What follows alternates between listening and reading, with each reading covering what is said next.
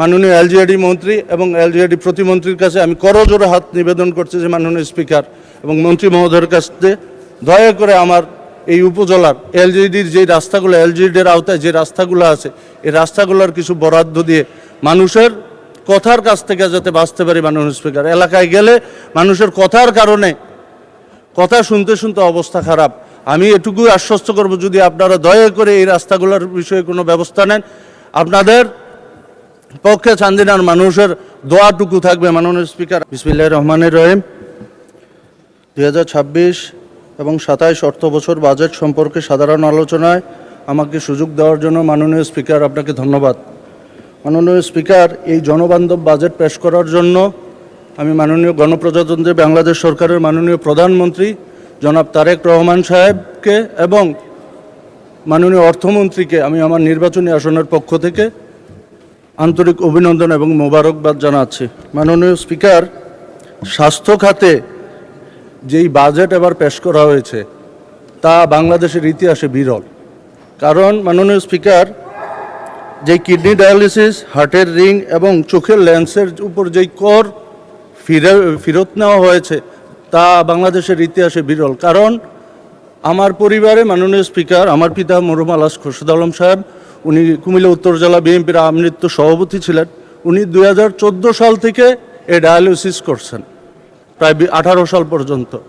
এই জায়গায় মাননীয় স্পিকার, একটু আগে আপনার পাবনায়কের সংসদ সদস্য মহোদয় বলেছিলেন 8 দিন হসপিটালে মাত্র 250 টাকায় নাকি ডায়ালিসিস করা হয়। আমার মনে হয় আমি 2014 সাল থেকে এই ডায়ালিসিসের সাথে সম্পৃক্ত। আমার মনে হয় না সারা বাংলাদেশে কোনো জায়গায় 250 টাকায় ডায়ালিসিস হয়। মাননীয় স্পিকার, 2020 সাল থেকে আমার মাও ডায়ালিসিস করতেছে, আজও বদি, আজকেও করছে স্কোয়ারে, যার মূল্য প্রায় 5600 টাকা।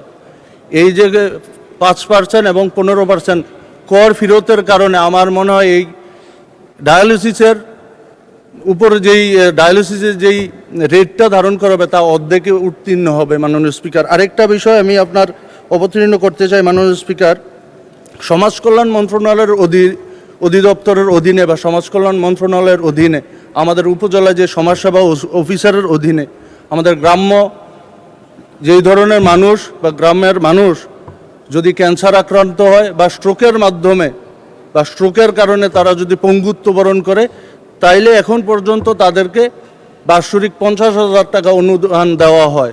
কিন্তু গণপ্রজাতন্ত্রী বাংলাদেশ সরকারের মাননীয় প্রধানমন্ত্রী এই 50,000কে 1 লক্ষ টাকায় কিন্তু উত্তীর্ণ করছেন। তা আমার কথা হলো মাননীয় স্পিকার, এই নাগরিক সুযোগ সুবিধাগুলো যদি আপনারা না দেখেন, অনেক মতাদর্শের লোক হয়তো বা এই জায়গায় আছে, অনেকের কথা হলো ব্যাংক নিয়ে কথা বা হাসপাতাল নিয়ে কথা। আসলে আমাদের রাজনীতিটা তো জনবান্ধব। মাননীয় স্পিকার, মানুষ বাঁচলে না সব কিছু, মানুষ না বাঁচলে তো কোনো কিছু না। তো মাননীয় স্পিকার, আমি এই বিষয়ে আর কথা বলতে চাই না। আমি শুধু এটুকুই বলতে চাই, আমার নির্বাচনী আসন 255 কুমিল্লা 7, আমার নির্বাচনী আসনে 13টি ইউনিয়ন, 1টি উপজেলা অবস্থিত, একটি পৌরসভা আছে। মাননীয় স্পিকার, আপনার রাষ্ট্রপতির ভাষণের উপরে আলোচনা বাজেটে আমি কথা বলার পর মাননীয় স্বাস্থ্যমন্ত্রী মহোদয় কুমিল্লা মেডিকেল কলেজে উনি পরিদর্শনে গেছেন। ফেরার পথে চান্দিনা মেডিকেল কলেজ, চান্দিনা আমার হাসপাতালে, সরকারি হাসপাতালে উনি গিয়েছেন। যাওয়ার ফলশ্রুতিতে অন স্পটেই গণপ্রজাতন্ত্রী বাংলাদেশ সরকারের মাননীয় প্রধানমন্ত্রী ওনাকে ফোন দিয়ে ওনার অবস্থান জানতে চাইছেন।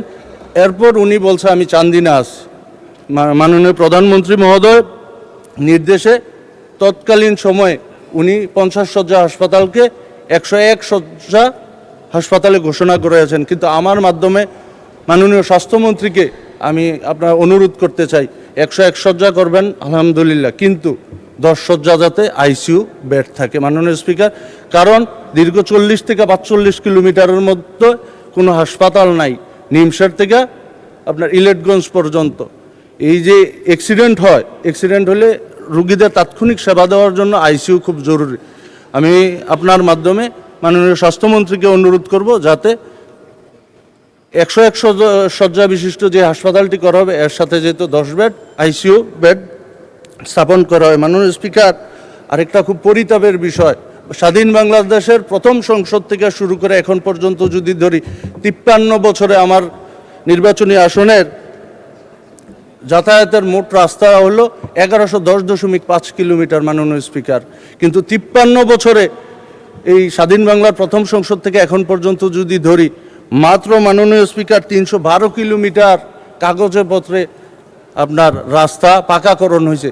এই যে পাকাকরণগুলো আছে 312 কিলোমিটার, এর মধ্যে মাননীয় স্পিকার 80% চলাচলের অযোগ্য। আর পরিতাপের বিষয় মাননীয় স্পিকার 780 কিলোমিটার রাস্তা এখনো কাঁচা। মাননীয় স্পিকার, আমি আপনার মাধ্যমে মাননীয় এলজিইডি মন্ত্রী এবং এলজিইডি প্রতিমন্ত্রীর কাছে আমি করজোড়ে হাত নিবেদন করছি যে মাননীয় স্পিকার এবং মন্ত্রী মহোদয়ের কাছে দয়া করে আমার এই উপজেলার এলজিইডির যে রাস্তাগুলো, এলজিইডির আওতায় যে রাস্তাগুলো আছে, এই রাস্তাগুলোর কিছু বরাদ্দ দিয়ে মানুষের কথার কাছ থেকে যাতে বাঁচতে পারি। মাননীয় স্পিকার, এলাকায় গেলে মানুষের কথার কারণে কথা শুনতে শুনতে অবস্থা খারাপ।